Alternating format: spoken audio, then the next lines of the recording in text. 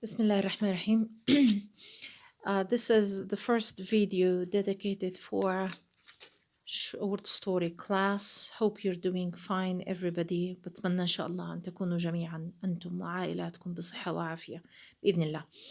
Today I'm going to brief our previous discussion on Cat in the Rain by Ernest Hemingway, our first story.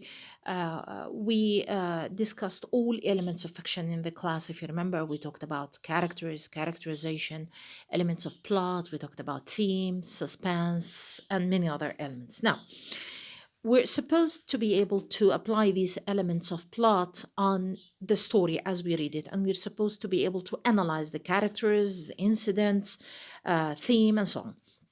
Now, let me have a look at the first paragraph. Do you remember what we said earlier? That usually in the first paragraph, we have what we call, if you remember, we have what we call exposition.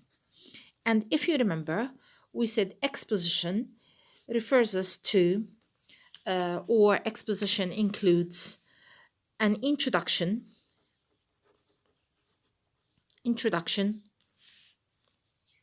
of characters, setting, and the situation.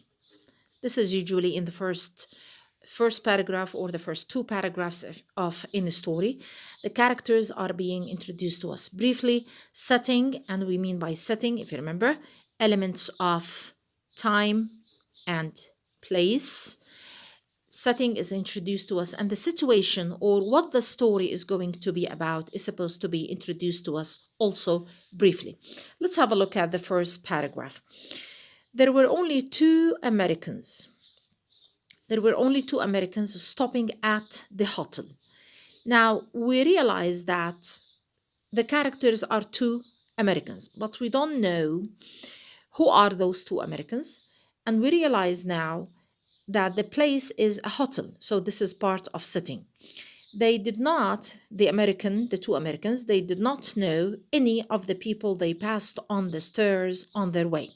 So they did not know any of the people inside the hotel, which tells us that the two Americans are strangers, right? So we assume that they are not in the United States. They passed on the stairs and they didn't know anybody on their way to and from the room. So the two Americans are heading to their room, their hotel room. So now we realize that this story will take place in a hotel somewhere outside the United States. Their room was on the second floor. These are more specific details about the place. Their room was on the second floor facing the sea. So the room obviously faces the sea. So we are somewhere in a coastal town or a coastal town most probably. The room also faced the public garden. So what do we have here? Elements of setting. We are in a hotel room which faces the sea, and it also faces a public garden and the war monument. There were big palms and green benches in the public garden. In the good weather, there was always an artist with his easel. Artists liked the way the palms grew and the bright colors of the hotels facing the gardens and the sea. Italians came from a long way off to look up at the war monument. So now we realize that we are in Italy. This is another element of setting. Now the setting is very clear now that we are in a hotel room which faces the sea and the public garden somewhere in Italy. Since the room faces the sea, then we are in a hotel which is somewhere in some Italian coastal town. Okay, Italians came from a long way off to look up at the war monument. It was made of a bronze and glistened in the rain. It was raining. Remember what we said earlier? The weather is part of setting as well. So setting is not simply time and place, but the weather is part of the setting. So raining, it was raining. This tells us one more information about setting. The rain dripped from the palm trees, water stood in pools and the gravel paths. The sea broke in a long line in the rain and slipped back down the beach to come up and break again in a long line in the rain. Now, as we move on to the second paragraph, we realize that the American wife stood at the window looking out. So the two Americans mentioned earlier are more identified here. This is introduction of the characters. Now we realize that we have a wife and a husband. So the American couple are a wife and a husband. This is a brief introduction of the characters. The American wife stood at the window looking out. Outside, outside, right under their window, there was what? There was a cat crouching. It was crouched under one of the dripping green tables. The cat was trying to make herself so compact that she would not be dripped on. So there was a cat trying to find the shelter under a table. The cat is trying to protect herself from the rain by hiding under the table. The woman can see the cat crouching under the table from her hotel room window. So she says, I'm going down and get that kitty. So far, what do we have here? We have an introduction of the setting. We realize we are in a coastal town in Italy, and more specifically in a hotel room, right? And it is raining. This is setting. The characters introduced to us so far are two American couple, a wife and a husband. And we come to know a little bit about the situation, what the story is going to be about. The moment the cat is introduced to us, the cat under the rain, the cat trying to protect itself under the table. So we expect that the story is going somehow to be about this woman who says, I'm going down to get the kitty. So we expected the story to be about the wife, the American wife, trying to help a kitty a kitty in the rain, or a kitty trying to protect itself from the rain. This is the situation, the expected situation of the story. I'm going down to get the kitty, the American wife said. I'll do it, her husband offered from the bed. Notice so far we are not told the names of the characters, and this is part of Hemingway's style. Usually, he increases suspense and increases our interest in the story by not revealing the names of the characters. The woman so far is not given a name, and the husband is not given a name. The husband suggests to get the kitty. So the wife says, no, I'll get it. The poor kitty out trying to keep it dry under the table. Notice how the woman describes the cat. She says, the poor kitty. So she feels sorry for the kitty. She sympathizes with the kitty. Now, the question is, does the husband feel the same? Let's see. The husband went on reading. So what is he doing? He is reading, lying propped up with the two pillows at the foot of the bed. So he is lying on a bed with two pillows behind his head, and he's reading a book. He says, don't get wet, he said. The wife went downstairs, and the hotel owner stood up and bowed to her as she passed the office. His desk was at far end of the office. He was an old man and very tall. Notice here, a third character is being introduced to us. That is the hotel owner. He is an old man. We are told that he is an old man and he is very tall. So a third character is introduced to us here. And we come to know a little bit about the physical description of the character. The physical description of the character of the hotel keeper. We are told that he is tall, we are told that he is old, and a little bit later we're going to be told that he has also big hands. However, how much are we told about the two American characters? almost briefly. We don't know how they look like. We don't know how old they are. We only one thing. We only know that the husband is reading a book, lying on a bed, while the wife is worried about a cat in the rain. Okay? Back to the hotel keeper. He stood behind his desk in the far end of the dim room. The wife liked him. Notice that. This is the first reference to the wife and to the wife how she actually felt about the hotel keeper. We're told that she liked him. She liked the deadly serious way he received any complaints. So he takes his job seriously. He takes people's complaints seriously. He never neglects their complaints. Okay. She liked, let me adjust my camera a little bit. She liked his dignity. Okay, very well. Now we are told more and more about the hotel owner's personality. We're told that he is a serious, we're told that he is a serious man with dignity. He is a dignified man. He's a serious man. He takes the complaints of his customers seriously. So we are not only told about the physical description of the hotel keeper, but we are told more about his personality. Okay, she liked the way he wanted to serve her, so he loved to serve his customers. She liked the way he felt about being a hotel keeper. She liked his old, heavy face and his big hands. Again, back to the physical description of the hotel keeper. He has big hands, and the woman liked everything about him. She liked not only his physical appearance, but she also liked his personality. Liking him, she opened the door and looked out. It was raining harder. A man in a rubber cape was crossing the empty square to the cafe. The cat would be around to the right. Perhaps she could go along under the eaves.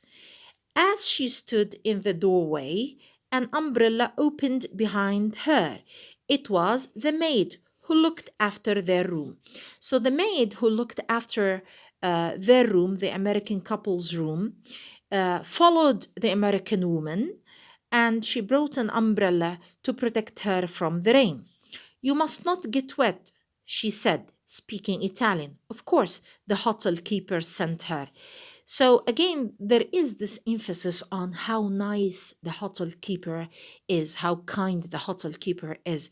He is caring and probably passionate. He cares about the residents, or he cares about the customers in his hotel. So he sends the maid with an umbrella so that the American woman won't get wet. With the maid holding the umbrella over her, she walked along the gravel path until she was under their window. The table was there, washed bright green in the rain, but the cat was gone. Unfortunately, the woman could not find the cat. The maid, the Italian maid, did not know what the woman was looking for. So she asked her in Italian if she has lost something or if she's looking for something. So the American girl answered, there was a cat. A cat. Obviously, the maid cannot believe that there is a cat. Why? Because you cannot find a cat in the rain. Cats fear water, they fear rain. So the maid finds it a bit strange that the woman is looking for a cat in the rain. So the maid says, a cat? The maid laughed. A cat in the rain? Of course, this is a rhetorical this is a rhetorical question because the maid knows very well that there is no cat under the rain. The American woman answers, yes, she said, under the table. Then, oh, I wanted it so much. This is the first time we read how much the woman wanted this cat. And she repeats, I wanted a kitty. This is going to be highly symbolic when we realize that the woman has many demands. She wants a kitty and she wants many other things, and we're going to discuss the symbolism of every need she has. Now, the woman returns empty handed. She could not find the cat. So the woman and the maid went back. They went back, we're told here that they went back along the gravel path and passed in the door. The maid stayed outside to close the umbrella. As the American girl past the office, the padrone bowed from his desk. Something felt very small. Look at that. Something felt very small and tight inside the girl. She felt small and tight. The padrone made her feel very small and at the same time really important. Now, you have to understand here that the hotel keeper is very tall. So the woman felt very small because the hotel keeper is very tall. However, he made her feel very important, which is a feeling that the woman's husband did not give. Notice that her husband is lying on a bed reading a book, and obviously he does not pay much attention to his wife's need for a kitty. So who is the one who makes the woman, the American woman, feel important? It is the hotel keeper. And probably that's why she liked him so much. She had a momentary feeling of being of supreme importance. Not only he makes her feel important, but supremely important. She feels very important, which contradicts the way her husband makes her feel. She opened the door of the room. George was on the bed reading. Did you get the cat? He asked, putting the book down. It was gone. Wonder where it went, he said, resting his eyes from reading. She sat down on the bed, and now the woman says, please pay attention to this. I wanted it so much, she said. I don't know why I wanted it so much. I wanted that poor kitty. It isn't any fun to be a poor kitty out in the rain. So the woman feels sorry for the cat, and somehow now we start to realize that the fact that the reason why the woman sympathizes with the cat is that she identifies with the cat. Somehow she identifies with the cat. She feels sorry for the cat, probably as much as she feels sorry for herself. Now, does the husband respond to the wife's need for the poor kitty as the hotel keeper did? Not at all. George was reading again. Notice, while the hotel keeper sent the maid with the umbrella to protect the American woman, George, her husband, shows no interest at all, and he goes back reading. He's absolutely careless about his wife's needs. Okay, she went over and sat in front of the mirror of the dressing table. Looking at herself with the hand glass, she studied her profile, first one side and then the other side. Then she studied the back of her head and her neck. Now, look what she says. Don't you think it would be a good idea if I let my hair grow out? So we realize now that she has short hair. She asked, looking at her profile again. George looked up and saw the back of her neck, clipped close like a boy's. So with her short hair, she looks like a boy. Does George hate it? Now, remember, this is the first time we're told that the husband's name is George. Does he hate his wife's short hair? I like it the way it is. No, he doesn't. He says he likes it. Notice that the woman with her short hair looks like a boy. She doesn't look like a woman, which means she does not look feminine. And probably this is exactly what annoys her. Okay? She says, I get so tired of it, she said. I get so tired of looking like a boy. So she wants a longer hair because now she wants to look like a woman. So longer hair helps her to look like a woman. Longer hair makes her feel so much feminine, which is something obviously George is not interested in or doesn't care about. George shifted his position in the bed. He hadn't looked away from her since she started to speak. You look pretty darn nice. He is comforting her somehow by saying that she looks nice, simply nice. He doesn't say attractive. He doesn't say beautiful, but he simply says, you look nice. She laid the mirror down on the dresser and went over the window. She went over to the window and looked out. It was getting dark. Now, so far the woman wants to have a kitty. She wants to have a longer hair and she wants more. She says, I want to pull my hair back tight and smooth and make a big knot at the back that I can feel. She said, I want to have a kitty to sit on my lap and purr when I stroke her. Yeah, George said from the bed. Now his response reflects how careless he is about his wife's needs. And she goes on, and I want to eat at a table with my own silver, and I want candles. What does the American wife want?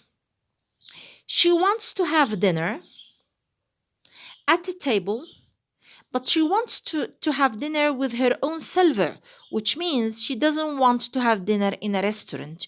She wants to have dinner in her own house, which suggests she doesn't want to have dinner in the hotel restaurant or in any other restaurant. She wants to have dinner in her own house, which suggests probably she wants to stop traveling, and she wants to stay home. So there is what here? There is a sense or a desire for stability. Okay? And more, she wants candles, which suggests she wants a romantic dinner. Obviously, the woman is very romantic, unlike her husband, of course. And she goes on, and I want it to be spring, and I want to brush my hair out in front of a mirror, and I want a kitty, and I want some new clothes. Now, she wants long hair to brush in front of a mirror, and she wants new clothes, and more, she wants it to be spring. Now, spring is a symbol for a new life, a new beginning. Okay? The woman obviously wants to start her life all over. Spring, usually, in nature, spring is the beginning of a more beautiful vegetation of nature. Spring is the resurrection of nature after the death of nature in winter. Now, spring brings life to nature. So the woman wants a new beginning. She wants a new life. Probably she wants to redefine her relationship with her husband. She wants a romantic dinner with him. She wants stability. She wants to stay home, but she wants a new beginning. She wants new clothes, which also suggests a new beginning. And probably more important, she wants a kitty. Now, critics has talked a lot about the importance of the kitty in a woman's life, and some critics suggest that a kitty suggests a baby. So the woman wants to feel more feminine, more motherly. She wants to have a baby. She wants to feel like a woman. She wants to feel the passion of a mother. So the kitty could be a symbol for a baby that the woman wants. On the other hand, usually a kitty is associated with femininity. So the woman wants to feel her femininity. Not only she wants to look like a woman with a longer hair and the new dresses and to feel more romantic, but she wants to feel her femininity with a cat sitting in her lap, a cat which she can stroke and the cat would be purring and making sounds, feeling her warmth as well. Now, the question is, how does George feel towards his wife's needs? He is absolutely careless. He says, "Oh, shut up and get something to read," George said, and he was reading again. This line suggests lack of communication between lack of communication between the wife and the husband. It suggests how cold George is. While obviously the American wife is so passionate, she sympathizes with the cat in the rain. Her husband is absolutely cruel. He does not appreciate her desires. He doesn't even understand her passion for femininity. So it's obvious that wife and husband are not communicating properly. His wife was looking out of the window. It was quite dark now and still raining in the palm trees. However, the woman still insists that she wants a cat. She says, "Anyway, I want a cat." She said, "I want a cat. I want a cat now." Now, the repetition of this line, or the repetition we have in this line, suggests how important for the woman to have a cat, how important for the woman to feel her femininity, or probably to have a baby. And she says, "If I can't have long hair or any fun," so obviously her life lacks fun. Her life is boring. "If I can't have long hair or any fun, I can have a cat. At least I can have a cat." George was not listening. So the closing lines of the story suggest that the husband never understands his wife's needs. He was not listening to her. He was reading his book. His wife looked out of the window where the light had come on the square. Now, suddenly, the wife hears a knock on the door, and the maid comes to the room to give the woman the kitty. She says, "Excuse me," she said, that is the maid. "The padrone asked me to bring this for Signora." She was actually holding a kitty.